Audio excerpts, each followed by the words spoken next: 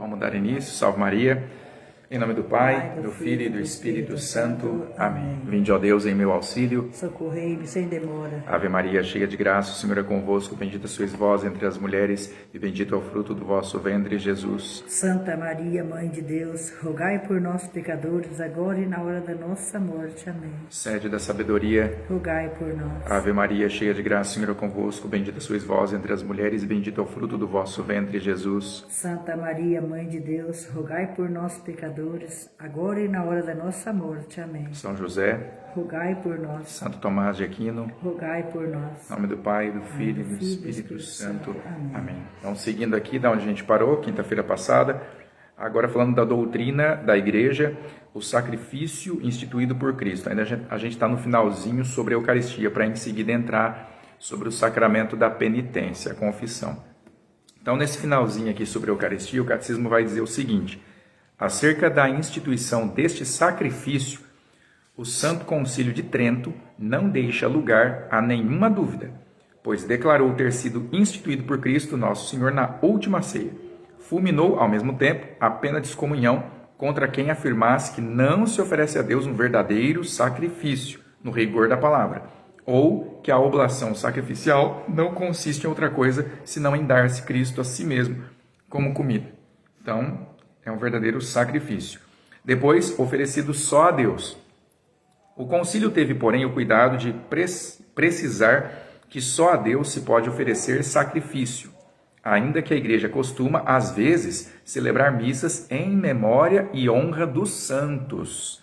Contudo, sempre ensinou que o sacrifício é oferecido não a eles, mas unicamente a Deus, que coroou os santos de glória imortal.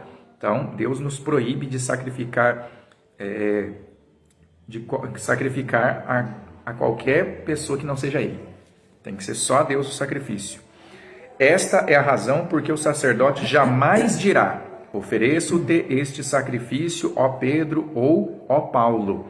Mas, oferecendo o sacrifício só a Deus, rende-lhe graças pela insigne vitória dos bem-aventurados mártires, aos quais implora a proteção, mas de tal maneira, abre aspas, que no céu se dignem interceder por nós aqueles cuja memória celebramos na terra. E aí o catecismo continua. Provas dessa doutrina. Primeira, palavras de Cristo e dos apóstolos. O que a Igreja Católica ensina acerca deste sacrifício, como dogma de fé, foi por ela tirado das palavras de nosso Senhor, quando naquela última noite confiou aos apóstolos os próprios mistérios sagrados. Ele lhes disse: fazei isto em minha memória. Consoante a definição do Sagrado Concílio, foi nessa ocasião que ele os instituiu sacerdotes. Ele lhes ordenou que eles mesmos e seus sucessores, no ministério sacerdotal, imolassem e oferecessem o seu corpo. Então, quando o Nosso Senhor institui a Eucaristia, a primeira missa que ele preside como sacerdote e como vítima ao mesmo tempo, né? Ele ali sagra sacerdotes dos apóstolos, os primeiros padres, os primeiros bispos, né?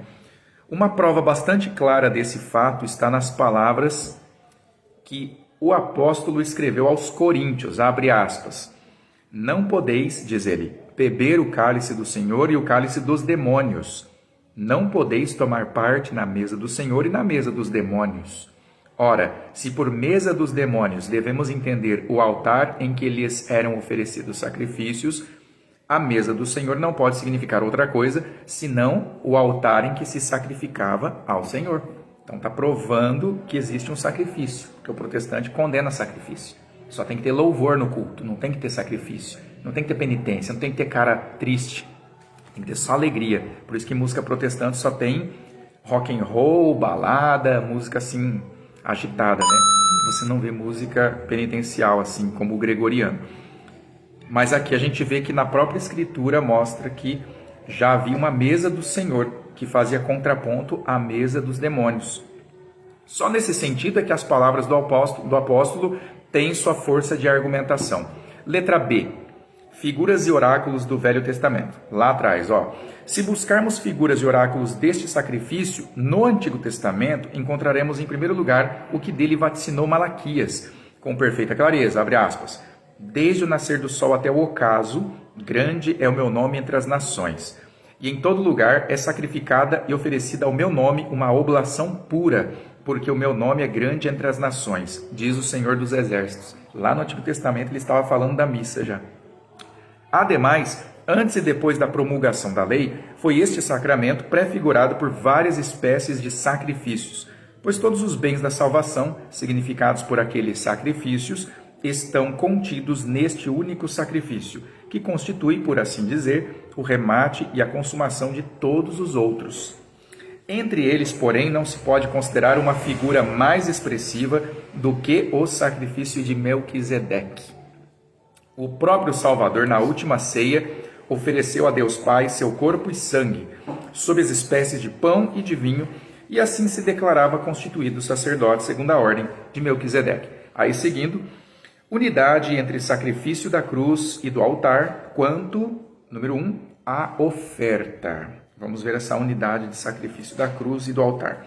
Dizemos, portanto, que o sacrifício que se oferece na missa e o sacrifício oferecido na cruz são e devem ser considerados como um único e mesmo sacrifício.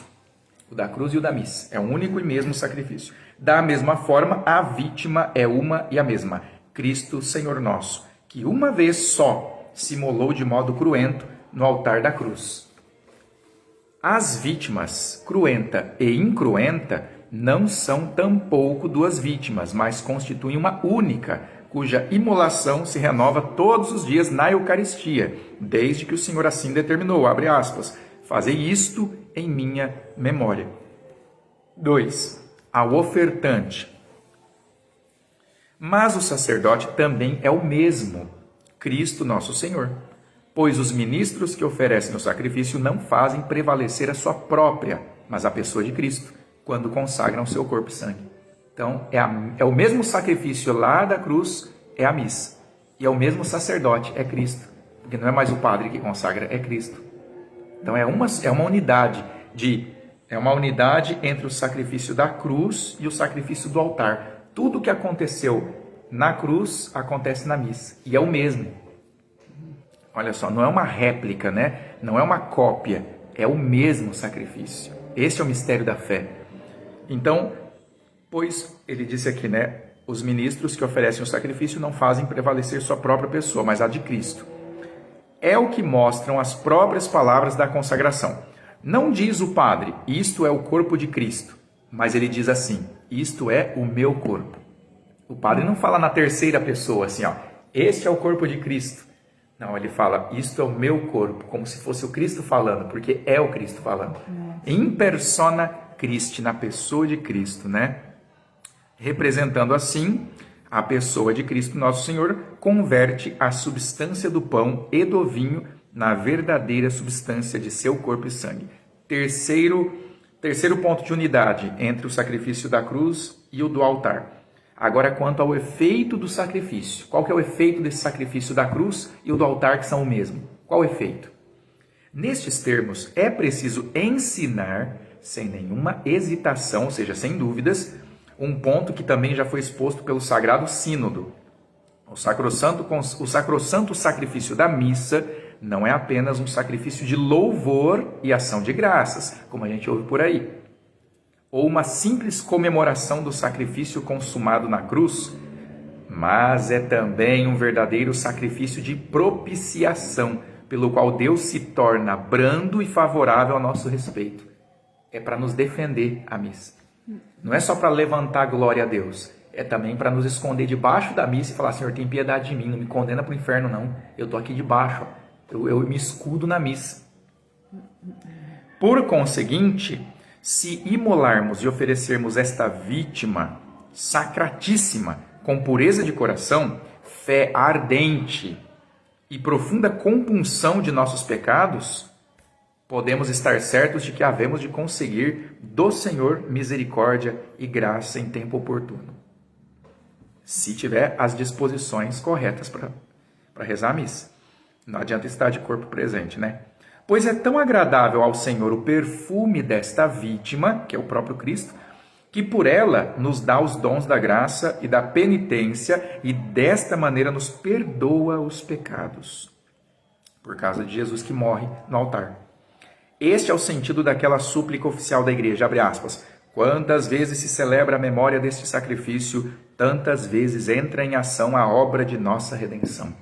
Fecha aspas. Noutros termos, este sacrifício incruento derrama então sobre nós os ubérrimos frutos do sacrifício cruento. Então ele aplaca a ira de Deus, né? Outro ponto que o catecismo traz, para os vivos e os defuntos. Depois, os padres ensinarão ser tal a virtude deste sacrifício que não só aproveita a quem oferece e a quem comunga, mas também a todos os fiéis cristãos, quer vivam ainda conosco aqui na terra, quer já tenham morrido no Senhor, sem estarem de todo purificados, ou seja, purgatório. A estes últimos que estão no purgatório, não é aplicado com menos fruto do que se aplica aos vivos, por seus pecados, penas, satisfações, por qualquer desgraça e aflição. Assim o ensina com absoluta certeza a tradição apostólica. Então a missa é uma comunhão dos santos. É os que estão vivos e os que estão já mortos. Por aqui, vemos sem mais dificuldade que todas as missas são comunitárias, porque dizem respeito ao bem e à salvação comum de todos os homens. Olha só, o que o comunismo sonha com a força humana, com a ajuda do demônio, né, com a inspiração demoníaca, nós temos por plenitude na missa. A verdadeira comunhão, onde todos são um só. Sem precisar de um Estado obrigar todo mundo a ser igual. Não, é que todo mundo, por amor a Cristo, se torna um só. Não precisa ficar colocando leis e impondo por força, né? Aí termina aqui a parte do sacramento da Eucaristia, falando sobre as cerimônias da missa. Em torno deste sacrifício se fazem muitas cerimônias, sobremaneira solenes e grandiosas. Nenhuma delas deve ser considerada inútil ou inexpressiva. Pelo contrário, todas elas têm por fim realçar a majestade de tão sublime imolação e mover os fiéis que contemplam os ritos salutares, a considerarem as realidades divinas que se ocultam nesse mesmo sacrifício.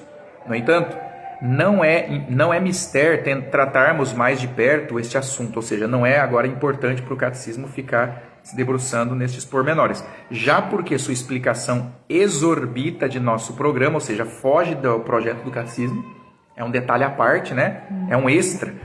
E também porque os sacerdotes podem ter à mão esses quase inumeráveis opúsculos e comentários que sobre a matéria escreveram nomes, homens de notável piedade e erudição. Ou seja, já tem santos que escreveram sobre isso. Os frutos da missa, os detalhes da missa, não precisa o catecismo tratar, segundo o próprio catecismo aqui. Com isso, julgamos ter dito, com a ajuda de nosso Senhor, o necessário sobre os pontos principais que se referem à Eucaristia como sacramento e como sacrifício. Ela tem duas frentes. Ela é sacrifício quando o padre oferece diante do altar. E ela é sacramento depois que é o fruto do sacrifício. Ela vira a hóstia consagrada. É o sacramento, né? Agora sim, agora a gente terminou a Eucaristia. Vamos entrar aqui um pouquinho no sacramento da penitência. O que é a penitência? Qual a importância? Qual é a necessidade de uma ampla explicação sobre isso? Por que a gente não se confessa tanto? Vamos ver. Necessidade de uma ampla explicação. Em vista da fraqueza e inconstância da natureza, qual todos conhecemos e facilmente sentimos, por experiência própria, ninguém pode ignorar de quanta necessidade é o sacramento da penitência. É só pensar um pouquinho, eu sou fraco, eu preciso. É igual a pessoa pensar, nossa, se eu não tomar banho eu fico fedendo, então eu preciso tomar banho. Olha a importância do sabonete, do shampoo, né, dos meios de higiene pessoal. Eles são importantes para a gente não ser desagradável. Da mesma forma, olha a importância do sacramento da penitência para a gente se purificar diante de Deus. Como é que eu vou para a missa sem me purificar, né? Aí o catecismo até começa assim, o segundo parágrafo. Ora, se a importância e gravidade do assunto serve de critério para a diligência, ou seja, tomar cuidado, dar atenção, que os padres devem pregar na exposição de cada ponto, diremos categoricamente que nunca será demais o zelo que consagrarem à explicação da presente doutrina. Nunca é demais explicar o sacramento da penitência. Primeiro, por ser um sacramento de recepção frequente. Vamos mais adiante. Deste sacramento devem eles tratar mais explicitamente que do batismo. Porque o batismo é administrado uma só vez e não pode ser repetido, reiterado, ao passo que a penitência se impõe como obrigação quantas vezes o homem cai em pecado depois do batismo. Então você tem que ficar lavando a roupa sempre, ela não fica uma vez só, né? Você não compra a roupa da loja e usa para sempre daquele jeitinho, você tem que lavar toda vez, né? Então a gente também cai no pecado, se suja. Neste sentido, declarou o Concílio de Trento que o sacramento da penitência não é menos necessário para quem tenha pecado depois do batismo do que o batismo para a salvação dos que ainda não foram regenerados. Ele não é menos necessário. Então, 2. Por ser a segunda tábua de salvação, a penitência. Conhecida é a comparação de São Jerônimo, muito apreciada por todos os teólogos posteriores. A penitência, diz ele, é uma segunda tábua de salvação. Com efeito, quando naufraga uma embarcação, o único recurso para salvar a vida está em agarrar, por sorte, uma prancha da carcaça. Assim também, depois de perdida a inocência do batismo, se a pessoa se não agarrar à tábua da penitência, é certo que devemos desesperar de sua salvação. Acabou. Então, olha só o que o catecismo colocou. Olha que comparação. O barco furou, está afundando. Se tiver um pedaço de madeira boiando, eu tiver sorte de encontrar, eu não morro afogado. Eu me abraço nele e fico boiando junto, igual uma boia salva-vidas. O sacramento da confissão, que é o da penitência aqui, ele é essa boia, para a gente não afundar. Porque se eu não confessar o meu pecado com humildade e sinceridade diante do sacerdote em persona Christi, eu não serei perdoado e não adianta ir para a missa, não adianta comungar, não adianta fazer mais nada, rezar, não adianta dar obra de caridade, não adianta nada. Eu tenho que estar em comunhão com Deus. Não dizemos estas verdades para exortar não só os padres, mas também os simples fiéis, a fim de não se tornarem culpados de indiferença em negócio da mais alta importância. Conscientes da fragilidade comum a todos os homens, o mais ardente desejo de todos será poderem, com o auxílio de Deus, progredir no caminho do Senhor sem nenhuma queda ou deslize. Mas, se caírem uma vez e outra, tenham ante os olhos a suprema clemência de Deus, que, à maneira do bom pastor, se compraz em ligar e curar as feridas de suas ovelhas. Então, o sacramento da penitência é um exercício do bom pastor. É a hora que ele põe a pomada na ferida. É a hora da confissão. É Cristo, o bom pastor, nos cuidando, né? Por meio do sacerdote. Assim, nunca lhes acudirá a ideia de deixarem para mais tarde o salubérrimo remédio da penitência. Nunca procrastine, nunca adie o dia da confissão. Você pôs na cabeça que vai confessar, corre para a confissão. Aí vem o número 2. Quais as espécies de penitência?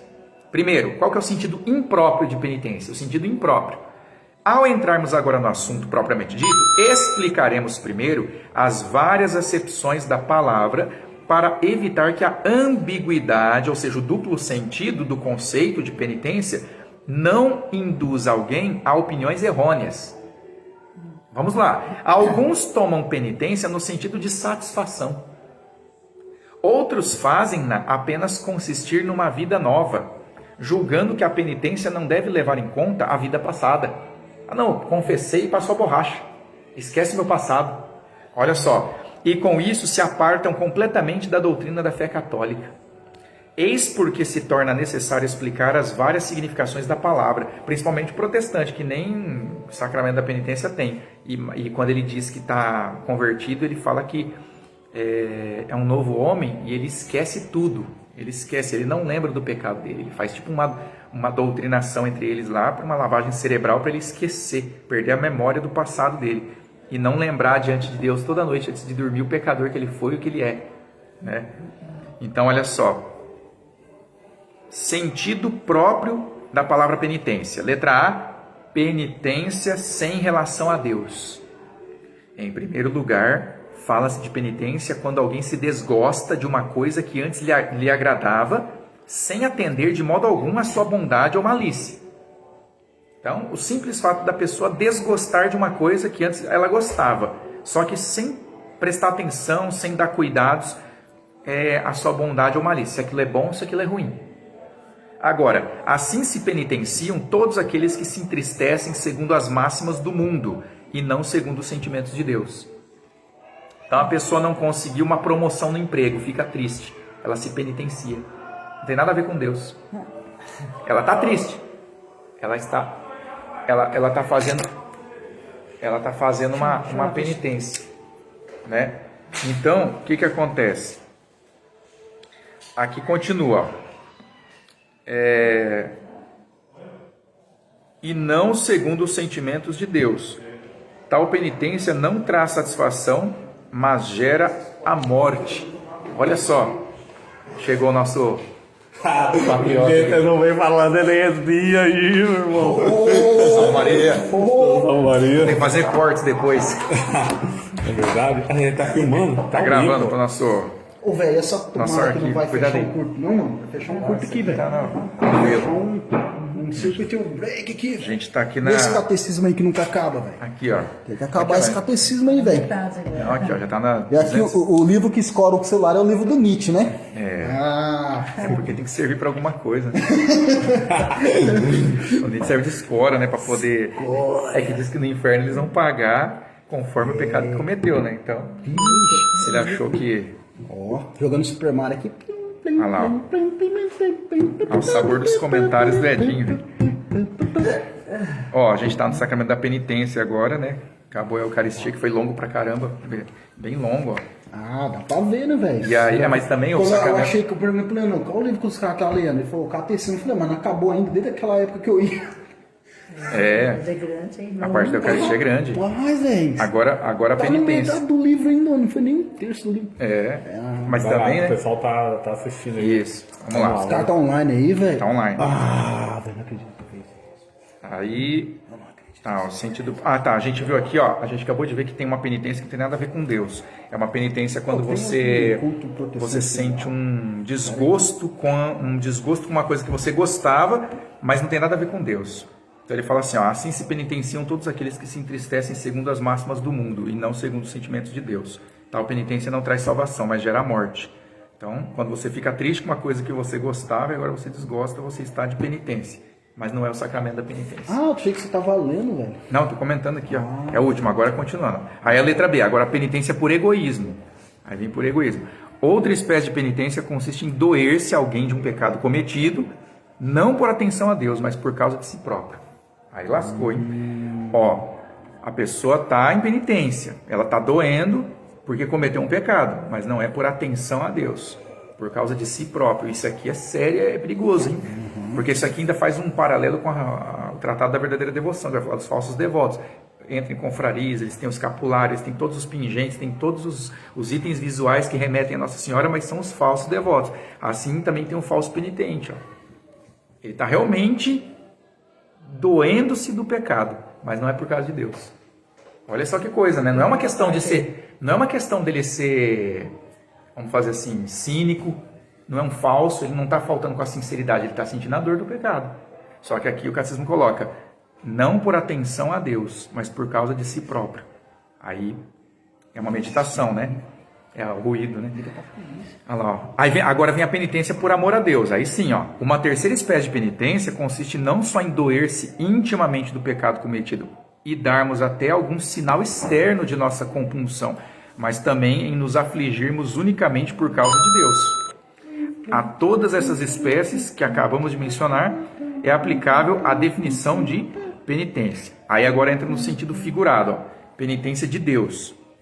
Trata-se, evidentemente, do sentido figurado, quando lemos nas Sagradas Escrituras que Deus se penitenciou. Aqui também está no 497, Gênesis 6, versículo 6, o Salmo 105 também, Jeremias 26 também fala. Olha aí, ó. Então, com tal modo de falar, acomodado aos sentimentos dos homens, as Sagradas Escrituras querem simplesmente exprimir que Deus decretou mudar alguma coisa. Realmente, os homens fazem assim. Quando se arrependem de alguma coisa, empregam todos os meios a fim de mudá-la. Neste sentido se diz a Escritura, Deus se arrependeu de ter criado o homem. É nesse sentido. Você viu?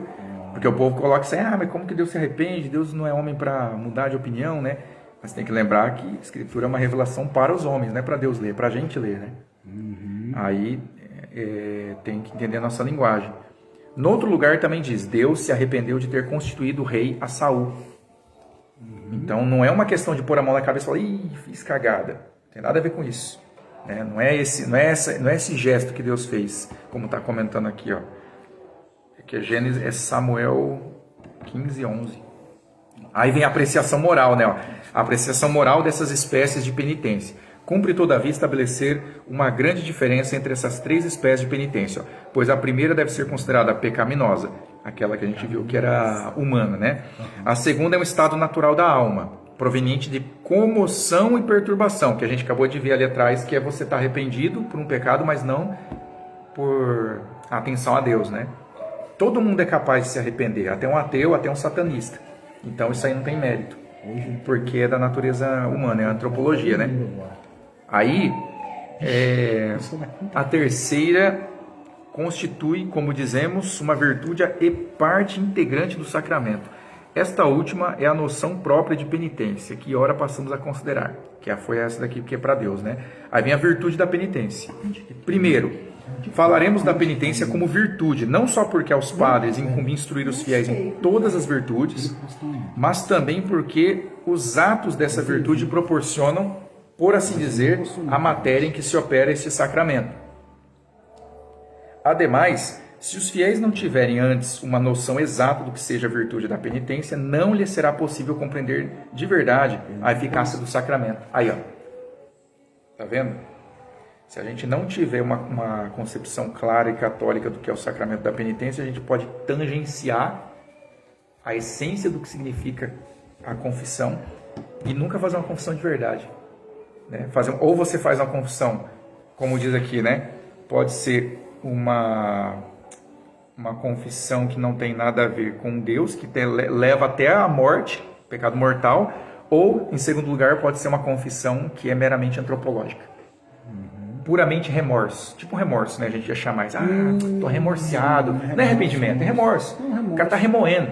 Ele tá se julgando, ele tá se sentindo triste porque ele não foi perfeito. Aí ele fica se condenando na consciência. Puxa, eu tô triste, acabou meu dia.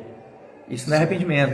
Tá vendo? Isso não é contrição. Isso aí é interessante. Porque contrição tem a ver com... contrito quer dizer moer a pedra. Então o coração tem que ser esmigalhado. E aí é a humildade, você se esmigalhar diante de Deus. Mas essa então, que a gente... não é uma autoculpa, assim, tipo, eu... Não é uma acusação penitencial sacramental. Mas isso aí ninguém sabe. Então, é isso que o Cássio está advertindo. Ele falou aqui, ó, que se não fizer isso, não será possível compreender deveras a eficácia do sacramento. Aí, ó, não compreendendo a eficácia, não conhece a causa final do sacramento. Qual que é a causa final da penitência? É você se purificar diante de Deus para retomar a amizade. Meu Deus. E aí, se a pessoa não sabe o que é, aí fica lá, eu vou confessar. Ele vai confessar, mas na cabeça dele está pensando assim, eu vou desabafar. Ele está pensando nisso aí, eu vou confessar. Exatamente. Ele não está pensando assim, eu vou lá, eu vou me acusar diante do padre e eu vou acertar as contas com Deus. Não vai, a gente está induzido pela distorção, pelo ruído. Desabafo. É um desabafo. Vou lá tirar um peso da consciência, minha consciência está me acusando. Seria melhor ele ir para o psicólogo do que para o Porque ele padre. também não sabe o significado da confissão. Também não sabe. Então, mas a catequese em defasagem não atinge, né? Não chega lá. Mas isso aí tá num nível também. Aí você joga por quê? Para a Dona Maria da Catequese, Dona Cleusa, Não Dona tem condições, Zuleide. ela não tem. Aí ela vai dar o quê? Ela vai pegar o livrinho, vai repassar para a criança e falar, a confissão é quando você conta os pecados para o padre. Acabou o ensinamento. Acabou o ensinamento. Aí ele vai entender o que? Contar os pecados para o padre? Tá, mas o que você tem que pensar ao contar o pecado para o padre? Qual é a abordagem que você tem que ter? Porque aí é igual teatro, você pegar tá aqui, o diretor do teatro te dá, você vai ser ator. Tá aqui sua fala. Aí você pergunta, não, mas eu falo gritando, cochichando, como é que é? Não tem rubrica, não tem os arredores que vão, como se diz, os pormenores de contexto. Se você me dá um texto sem contexto, como é que eu vou comunicar? Não vai adiantar nada. Então a confissão tem que ser contextualizada dentro da doutrina da igreja. É isso que ele está falando aqui, ó, a penitência interior. Aqui ele vai falar do arrependimento. Ó. É preciso, antes de tudo, advertir e exortar os fiéis, ele está falando para os padres isso aqui, né? A procurarem com todo esforço e cuidado aquela profunda penitência interior, a que chamamos virtude. Olha o virtus aí, ó, a virtus. Sem ela, muito pouco lhes pode aproveitar a prática da penitência exterior. Nossa. Muito pouco. Então é a pessoa que fala assim, ó, eu vou comer só comida saudável. Só que daí, 2 vezes por semana ela pede um fast food. Ela acaba com tudo, porque ela está fazendo uma coisa exterior. Todo mundo olha, vê ela comendo coisa, legumes, frutas, verduras. Mas aí, quando ninguém está vendo, ou seja, a essência da coisa é que ela está boicotando, né? Agora vem a noção de penitência. Vamos lá, noção de penitência. Vai lá, noção, hein? O conceito. Consiste a penitência interior em converter-nos a Deus de todo o coração. Ponto e vírgula. Então já está em uma máxima aqui, né? Converter-nos a Deus de todo o coração. A segunda, em aborrecer e odiar os pecados cometidos. Se não tiver isso aqui, não tem penitência. Você tem que odiar o pecado que você cometeu. Você tem que ir lá para o padre se odiando, no sentido do pecado, né? Sim, sim. Não o amor que você tem que ter a si mesmo, mas o ódio no sentido de pensar, se eu morrer agora, eu sou o único culpado de ir para o inferno. Então eu tenho que odiar tudo que me afasta de Deus, inclusive a mim mesmo, na medida em que eu sou meu empecilho. Aí que está o negócio. E eu tenho que amar o sacramento na medida em que ele é salvação para mim. Ó, ele fala, enfirmar-nos no determinado propósito de mudar de vida e corrigir os maus costumes. Aí tem que firmar o propósito, ó. Propósito é tipo projeto. Propósito é o quê? Tá para frente. Daqui para frente eu não faço mais. Daqui para frente eu vou mudar o rumo. Eu estou indo para esse lado, eu vou ir para o outro. Tem que ter o propósito. Mas tudo isso na esperança de conseguirmos perdão da misericórdia divina. Esperança, velho. Tá aí. Bento XVI escreveu salvo. Tá aí. Salvos pela esperança. Então, ó, a esta penitência se associa o quê? Quase como companheira da detestação dos pecados, uma certa dor e tristeza. Uma perturbação sensível a que muitos dão o nome de paixão. Então, o seu sentimento, ele tem que, vamos dizer assim, você tem que canalizar o sentimento, né? Porque a gente tem tristeza para quê? Para que a gente tem ira? Deus criou essas coisas para quê? Para elas serem usadas. Sim, lógico. Mas usadas no contexto certo. Lógico. Cristo fez um chicote nos vendilhões do templo. Ele irou-se. Exatamente. Aquela ira sim, é a ira perfeita de um ser humano. Porque ele era homem, 100%. Então você olha e fala, aquilo não é desequilíbrio mental, psicológico nem emotivo. Você não pode olhar para essa cena como os modernistas olham, os teólogos de hoje em dia. Porque até Cristo errou, né? Porque olha só, ele foi opressor. Ele oprimiu aquelas pessoas que não tinham instrução e estavam vendendo pardal. Tá vendo? Uma leitura totalmente enviesada. Mas aqui ele vai fazer um corolário. Sem fé não há penitência. Não há. Então, ó, entretanto, na pessoa do penitente é necessário que a fé preceda a penitência. Sem possuir a fé, ninguém pode converter-se a Deus. Ó, sem possuir a fé, ninguém pode converter-se a Deus. Aí que está o negócio. Esta é a razão porque a fé não pode, de modo algum, ser tida como parte integrante da penitência. Olha a importância disso. Aí vem, constitui uma virtude, regula o arrependimento, né? A penitência. Prova irrefragável de que a penitência interior constitui uma virtude, conforme dizíamos há pouco, são as muitas prescrições promulgadas acerca da penitência.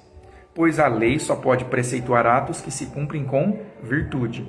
Então não tem como você cumprir no vício, né? Então a lei só pode ser cumprida com a virtude inerente à natureza daquela lei. Então, ó, mais ainda, ninguém negará que seja ato de virtude o entregar-se à penitência no tempo, modo e medida que for determinada. Ora, é um efeito da virtude da penitência que tudo isso se faça como deve ser. Acontece por vezes não terem os homens dor suficiente dos pecados que cometeram. Não é questão de ter dor suficiente. Porque é como se você tem que ter uma cota de dor que é correspondente ao grau de pecado que você cometeu. Então, se você cometeu um pecado mortal, a sua dor tem que ser dilacerante. Porque é um pecado mortal, você ia para o inferno, então a sua dor tem que estar de acordo. Agora, se você cometeu o pecado mortal, vai confessar só com conhecimento intelectual de que a matéria e forma é mortal, confessa para o padre. Mas cadê? A contrição não tem ali. Não tem contrição, porque você não tem a dor. Você tem que ter a dor daquele pecado. E se não tiver, aí entra aquela questão. Então reza pedindo a dor. Só, Senhor, eu não estou tendo a dor. Me dá essa dor. Porque se ela é condição para eu ser salvo, então me dá essa dor que eu não estou tendo. Eu não consigo ter, eu não estou vendo por onde. Porque tu pedir e recebereis. Deus está vendo que você está sendo sincero. Ó, Senhor, eu não estou tendo fé, aumenta a minha fé. Ah, Senhor, eu quero fazer isso, mas não estou conseguindo ter propósito de me emendar. Então me dá a virtude de ter o propósito de me emendar. Então não tem escapatória. Ah, mas é porque eu não consigo ter um propósito. Ah, porque não sei o que, né? Mário. Aqui é o Mário da fé, né? Aqui não é o Mário, é Maria. Maria, Super Esse Maria, né? barulhinho aí, plim, faz assim. Aqui então ele fala, ó, como escreve Salomão, homens há que até se regozijam do mal praticado. E aí é terrível, né? Outros, pelo contrário, se entregam de tal maneira à dor e aflição que desesperam inteiramente da salvação. Olha como é que o negócio é sutil. Sim. Do mesmo jeito, não teve dor, não teve arrependimento, então não valeu a confissão. Beleza, mas também se você tiver dor demais, também não teve confissão. Porque aí já chega num ponto também. O meu vizinho se matou. A dor foi demais, velho. Ele sentiu dor. É verdade. Aí, ó, Exato, exacerbado o negócio. Mas aí já Como ele tinha engravidado uma moça, e aí ele estava lutando contra as drogas, ele tinha feito confissão, estava indo para a igreja e tal. Aí ele pegou e falou, eu errei demais, não posso cair de novo. Aí ele pegou e foi, amarrou a corda e pulou. Ô, louco. É aquilo que o Aristóteles fala, né, cara? Tem que ter a medida correta, né, cara? A medida das coisas. Tudo tem sua medida, nem pouco e nem muito, né, velho? É a dose. É a dose. É igual remédio. Sim. Passou, virou veneno. Faltou, é ineficaz. Não cura nada.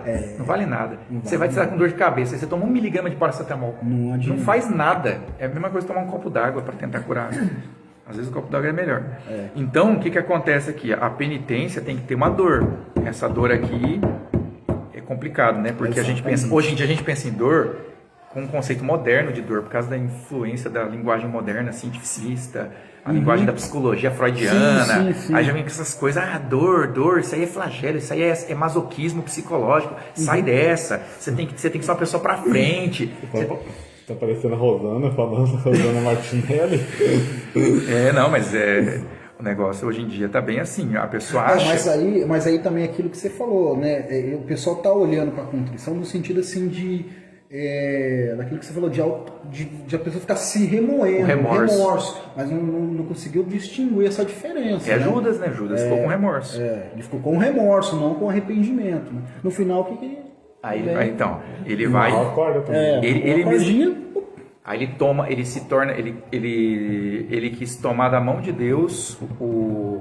Cara, então o remorso leva realmente a pessoa para um lado bem sombrio. É o que tá falando aqui, ó. Exatamente. Assim, em primeiro lugar, fala-se de penitência sem a relação com Deus. Quando alguém se desgosta de uma coisa que antes lhe agradava, sem atender de modo algum a sua bondade ou malícia. É isso que acontece, ou seja, se penitenciam todos aqueles que se entristecem segundo as máximas do mundo e não segundo os sentimentos de Deus. Tal penitência não traz salvação, mas gera morte. Exatamente. É o remorso. Esse tipo de penitência aí é o que levou Judas ao suicídio. Um pouquinho de água ali. É isso mesmo.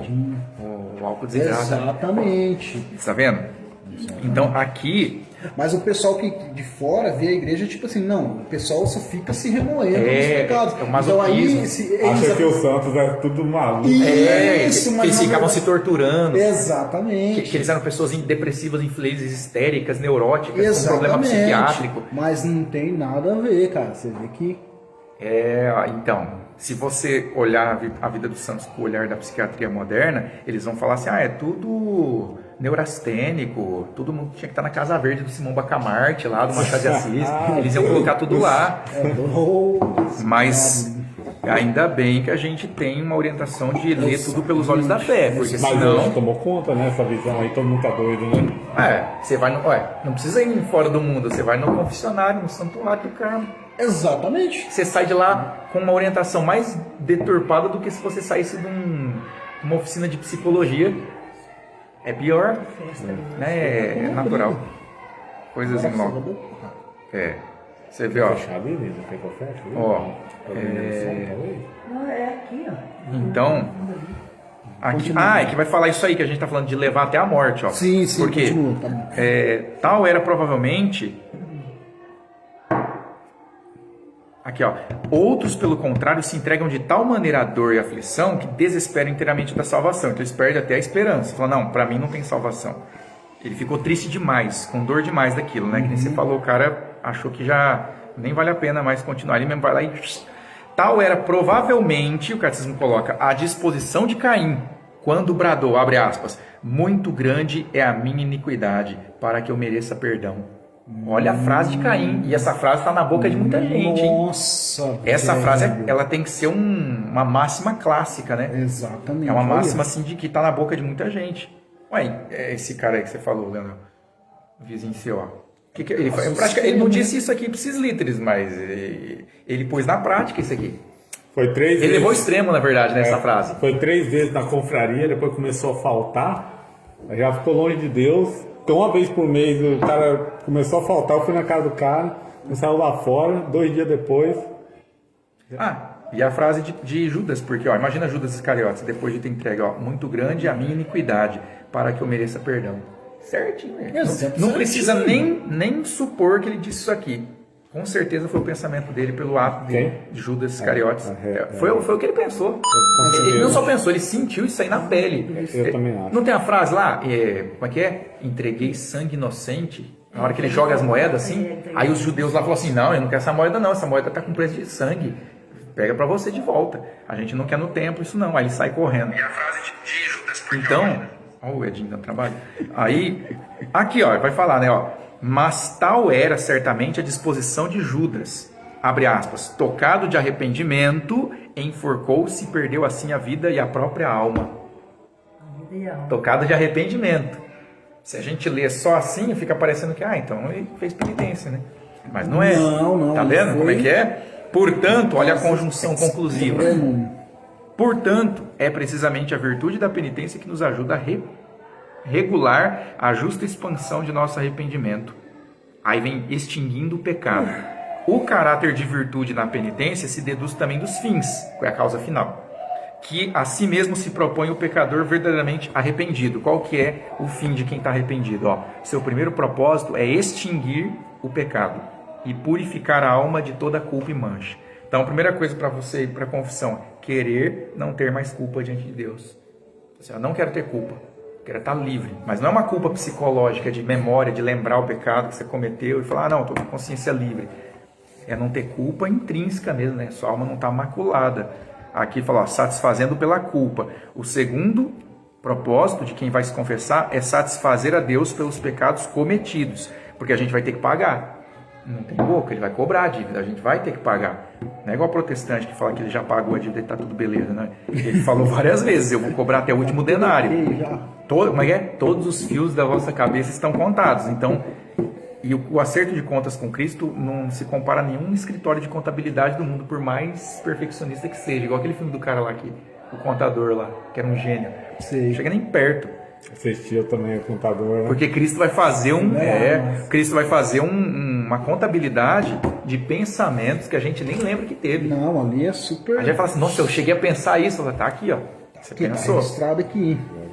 É muita coisa. Então, por isso que a gente tem que ter a dor dos pecados, né? E eu acho que é por isso que os santos, quando tinham o clique da santidade, quando entrava no âmbito da santidade, você vê que eles mudam até a personalidade.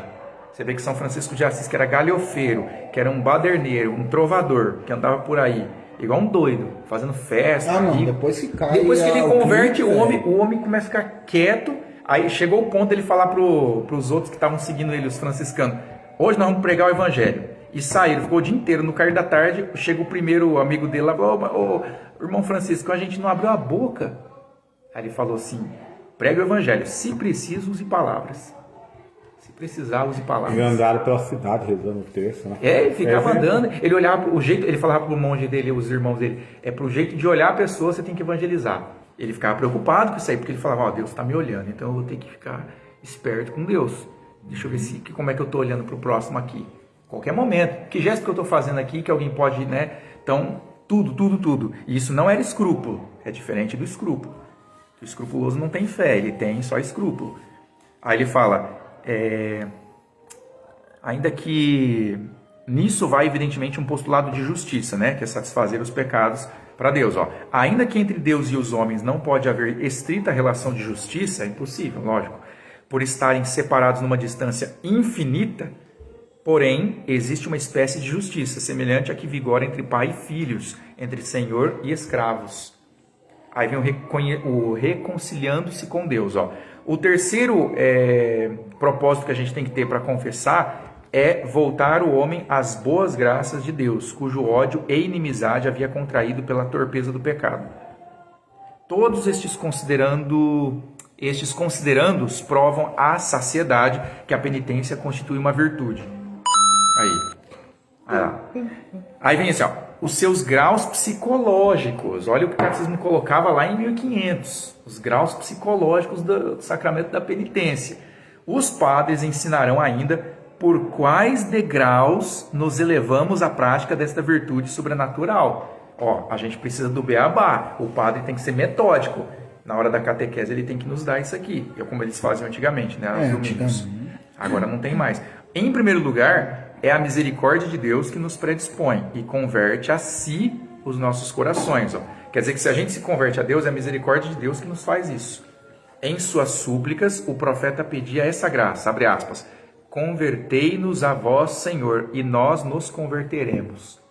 Tá vendo? Conversão não é um efeito de convencimento. A conversão não é fruto de um silogismo.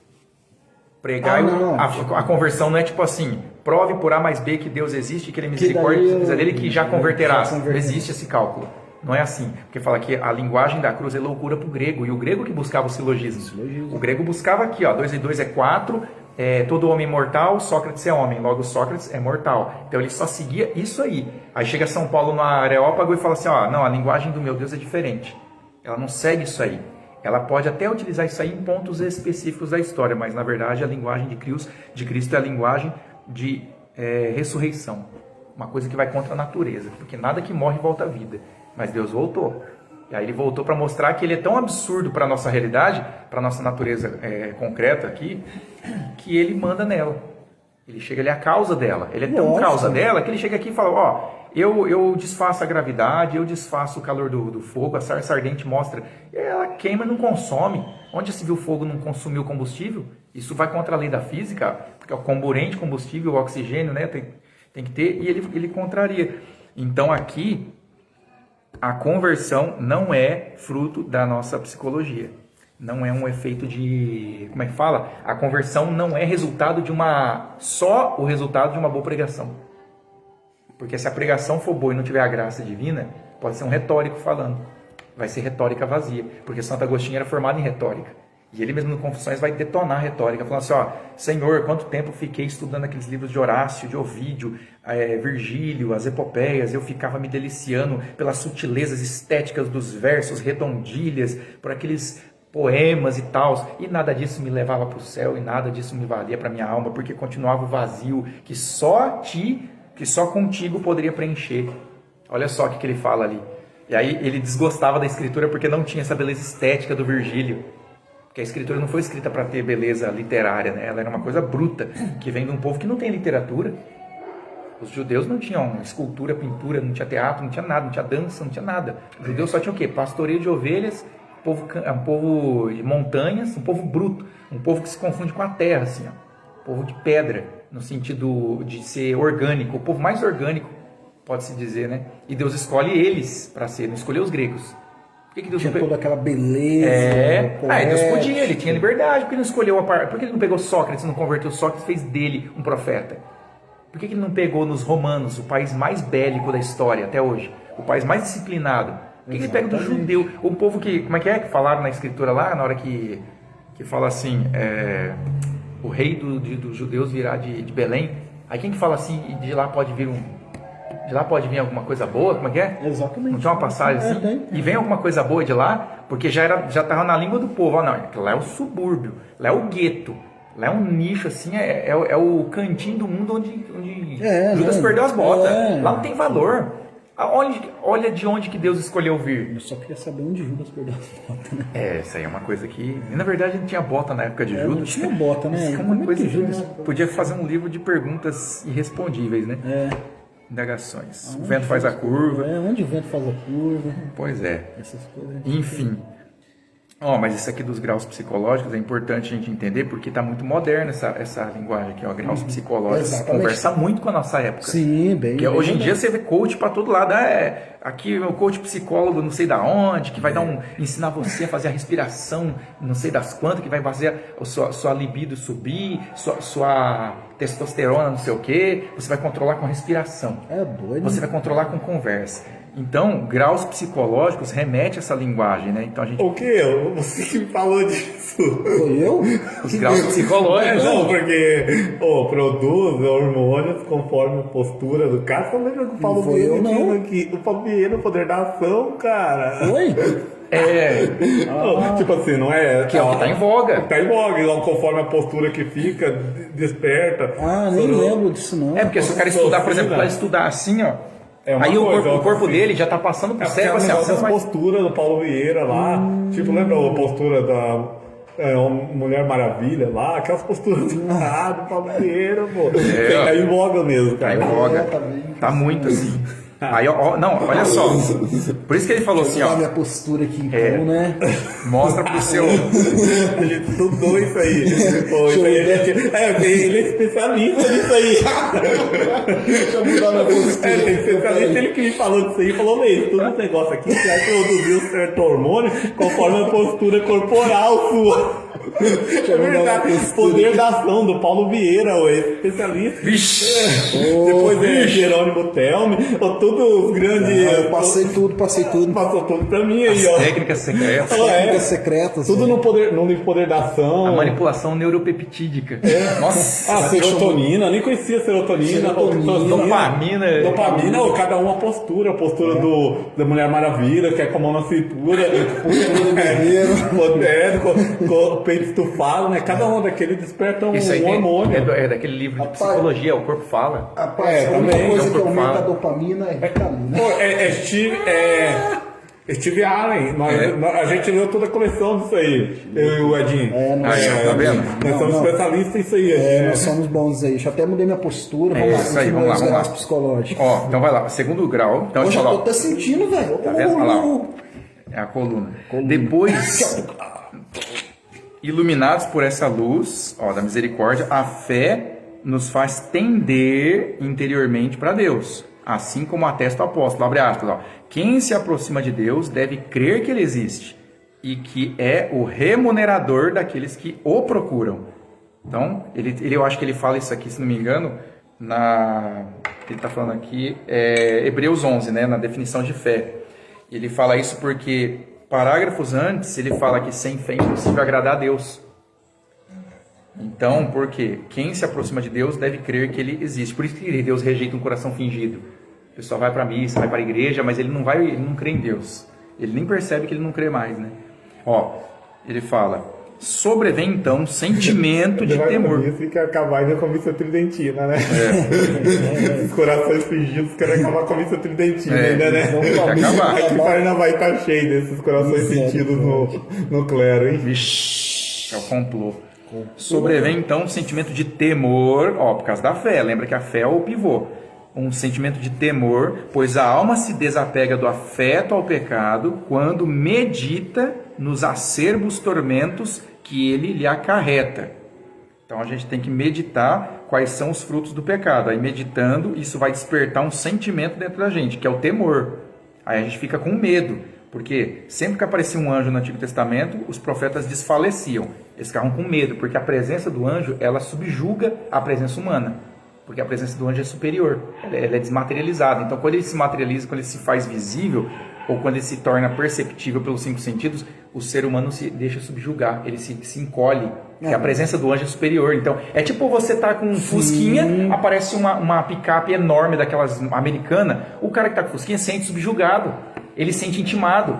Um cara tá com Titan, aparece um cara com a Kawasaki Ninja. O que o cara vai sentir? Por mais que o cara não queira pensar isso, ele olha pro lado e vum, vum. Aquilo subjuga a presença da Titan, da motinha. Ou então se o cara estiver de bicicleta, chega um cara assim, por que nos filmes usa até isso aí como clichê? Que o cara tá tentando conquistar uma garota no filme anos 50, aí o cara tá de bicicleta e de repente chega o cara com aquela Harley Davidson, um barulhão, roncando o motor. Porque a presença dela é superior à outra, ela tem mais ser do que a outra. Agora o anjo, a mesma lógica, o anjo aparece diante de você, como é que fica? Você se sente uma motinha perto dele, você, não olha pra mim não, eu não sou nada não olha não, onde tem um buraco que eu quero entrar. Até porque também se materializar um anjo significa que a coisa ficou feia.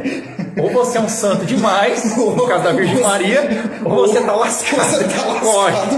Corre, tenta correr. Corre pra igreja, vai rezar. Corre porque o negócio ficou feio. É verdade. Ou você, os três pastorinhos, né? Você tá lascado. Tudo tá parecendo. Não, então, dois todos de gaúcho. Não, mas é verdade, Moisés estava na dele. Aí ele olhou e viu a sarça ardendo. Pegando fogo. Aí ele olhou aquilo, já torceu assim e falou, mas pera lá, o que é isso aí? Aí ele vai lá ver. Aí o que acontece? Ele tá desligado, ele tá com a sandália no pé. Ele nem pensou que era Deus. Ele xinga, mas o que é isso aí? Que fenômeno é esse? Quando ele aí vem o vozeirão. Moisés, tira a sandália, o solo que pisas é santo. Olha, opa. Aí imagina se aparece pra gente o nosso anjo da guarda. O que a gente fala? Rapaz. Porque você não... Como é que você vai verbalizar alguma coisa, né? Para começo, acho que a gente engole a língua, né? A gente tem um efeito de travar a garganta, trava tudo. Então, a gente tem que ter esse temor aqui que o catecismo está falando, porque esse temor é fruto da reflexão que vem da fé. Eu creio que Deus existe. Aí quando eu for fazer meu exame de consciência, antes de dormir ali, do lado da cama, você pensa, o que eu fiz hoje? O que eu fiz de mal? Aí você começa a pensar, Deus pode me levar essa noite, eu posso não acordar amanhã. E se for hoje, como é que eu tô? Aí então você já começa a falar com Deus, se eu tiver muito mal, dá um jeito de me colocar num... Mas isso envolve uma lógica também, que a nossa idade, nossa modernidade também já perdeu fazer essas... Não tem mais momento de meditação, não induz mais a introspecção, agora é tudo externo. É sociedade do outdoor, é tudo visível, é tudo vídeo, áudio e vídeo. Antigamente, os livros eram assim, não tinha desenho, não tinha nem título de capítulo, era tudo um só assim, Não tinha nem parágrafo direito, era um livro só. As pessoas liam de uma vez o tomo, né? Nem tinha vírgula. Tá? Não tinha, era um tomo só. Não tinha vírgula. A vírgula inventou no século não tinha vírgula. Não tinha vírgula e ela de uma vez. Peraí, esse espaço aqui entre as palavras, isso aqui foi invenção do século XIII, século XII, por aí. Inventaram isso aí. Agora eles inventaram parágrafos menores. Agora por causa do CEO lá, por causa da plataforma da web, tá esse negócio de colocar tudo assim, O ser humano quer fragmentar tudo. Porque você tem coragem de ler 10 capítulos fragmentado, mas a mesma quantidade de páginas, se fosse um capítulo só, psicologicamente você não lê. Exatamente. Você não lê. Aquela questão de dividir as aulinhas. É psicológico, cara. Se você pegar 5 por isso que as aulas tem que ter 7 minutos, né? 7 minutos. Se você fizer um curso online, que é aquele que você passou pra mim de CEO, é 3 minutos, 4 minutos o vídeo. minutinhos. Eu assisto uns 15, uma vez. Você fica feliz, né? Nossa. Você termina um, fala, play no outro. Aí você vê, quando você vê, você assistiu 15. Só que se fosse um vídeo de 15 de uma vez, nossa, você parava no meio, você já deixava para assistir da outra vez, já não assistia mais, já perdia a vontade. Por isso que aula de videoaula assim de 1 hora é complicado, né? Exatamente. O homem moderno não consegue. Só os membros da Monfort, os clientes lá que nós já estavam 2 horas. Por exemplo, isso aqui, assiste, cara. Isso aqui precisava dos católicos fazer a nova edição, já adaptada a essa nova paragrafação. Aí talvez aumentava as vendas, o povo começava a tentar para isso. Eles iam ver que estava um negócio palatável, que não estava assim aquela coisa toda em blocos. Aí falavam assim, cara, colocar uns títulos maiores, uma fonte maior, né, colocar cores, enfim, coisas que... Mas assim, você vê também que no WhatsApp agora, eu mesmo só tô no áudio em 1.5 vezes. Tipo, já era, daqui um dia 2 vezes. Porque assim, nós estamos numa vida tão rápida, né? E essa parte da meditação também, já era. Você acha que a pessoa vai ter uma capacidade mental de parar? Se eu fiz isso e tirar todas as conclusões. Antes de dormir? Antes de dormir? Não, mas nós faz. Você não faz isso, mas pra ficar rico, você faz aquela mentalização do Napoleão Hill lá. Você faz assim, tá? Todo dia, 40 minutos, Napoleão Hill fala você ficar meditando, e aí vai aparecer um plano. Você faz sim, tá? Tá lendo o segredo da Rhonda Byrne?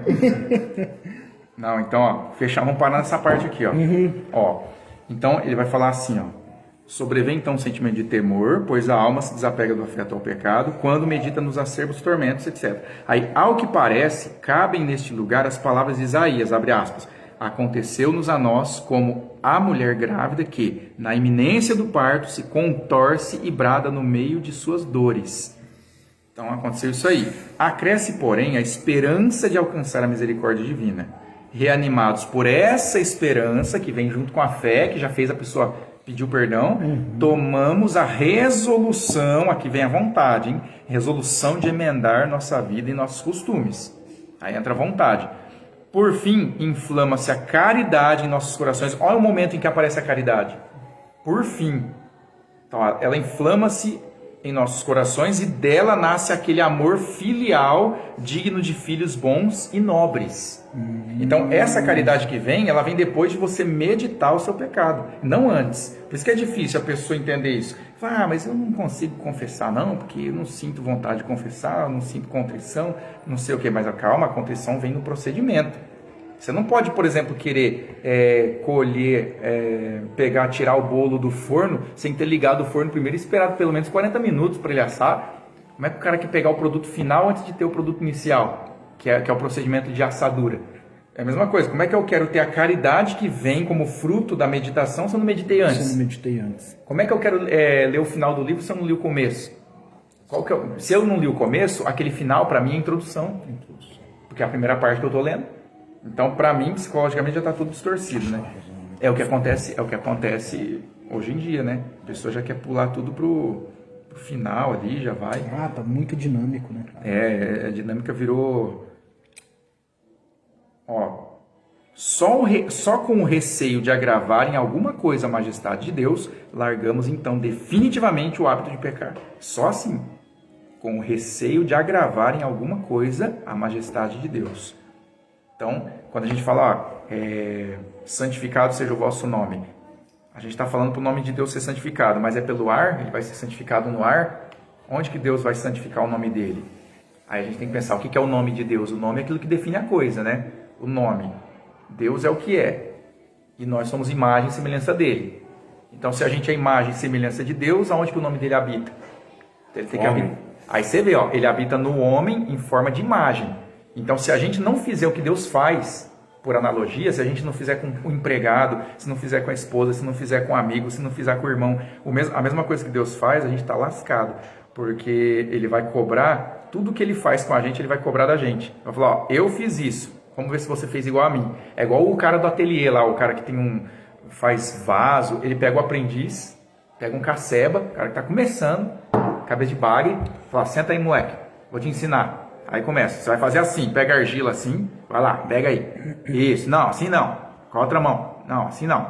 Apertou demais, solta um pouco. Ele vai calibrando. Aquele momento ali, ele está ensinando. Depois, aí ele fala assim, não, você está fazendo tudo errado. Para, tira a mão daí. Olha primeiro. Aí ele vai lá e faz. Olha, fica olhando. Aí ele vai e faz. Sim. Tá vendo aqui? Agora você. Aí ele vai cruzar o braço e vai ficar olhando. Aí ele vai julgar. Na hora que o menino fizer e cair o vaso, na hora que está rodando lá, ele cai. Aí o oleiro fala o que para ele? Dá o pito, dá o puxão de orelha. Deus fez a mesma coisa. Ele falou, eu dei-vos exemplos para que façais o mesmo. Então ele veio, ensinou, não foi glutão, não foi beberrão, não mentiu, não irou-se sem motivo, não fez nada sem motivo, tudo tinha uma razão. Ele rezava toda madrugada, fazia uma vigília, né? E aí, no final, ele deu a vida dele, de brinde, de graça. E aí ele vai querer que a gente faça o quê? Que coisa diferente que a gente vai fazer? Aí que tá, o exame de consciência vai ter que colocar no espelho, falar assim, deixa eu ver se eu estou espelhando Cristo, né?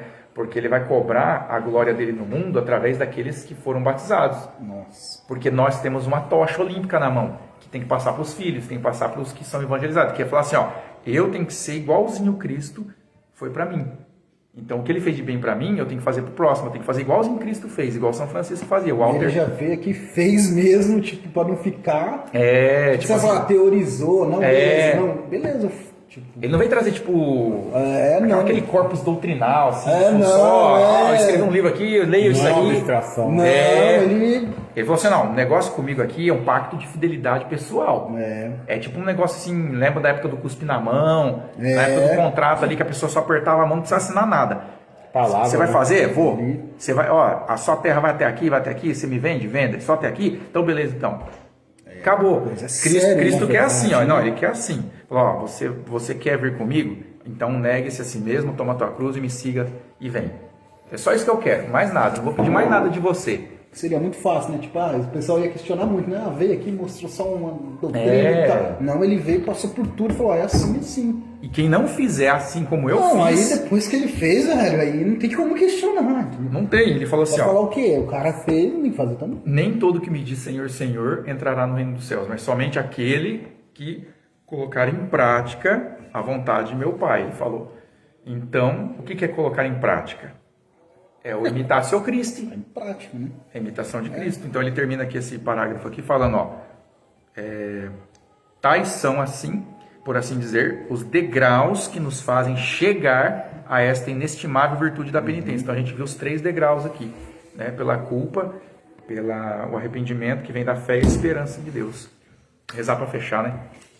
Em nome do Pai, do Filho e do Espírito Santo. Amém. Ave Maria, cheia de graça, o Senhor é convosco. Bendita sois vós entre as mulheres, bendito é o fruto do vosso ventre, Jesus. Santa Maria, Mãe de Deus, rogai por nós, pecadores, agora e na hora de nossa morte. Amém. São José, Rogai por nós. Doutor Angélico, Rogai por nós. em nome do Pai, do Filho e do Espírito Santo. Amém. Salve Maria.